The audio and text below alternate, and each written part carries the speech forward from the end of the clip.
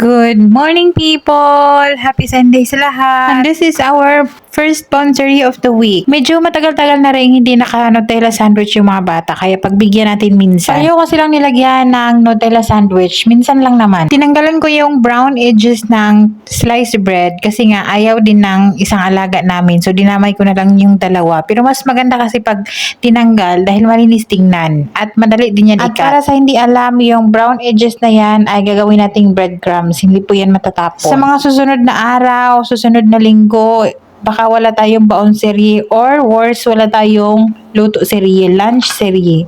Kasi nga, doon kami iiwan sa kabilang bahay, sa pinsan ng amo ko.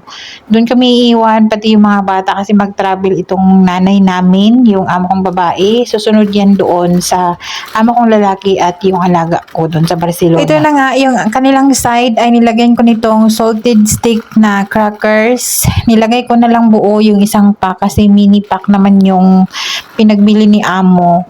Tapos, ang kanilang fruits ay grapes, green grapes for today. Nahihirapan ako sa baon serye pagka fruits ang labanan kasi nga yung mga bata namin dito, yung mga alaga ay mapili na talaga sa fruits.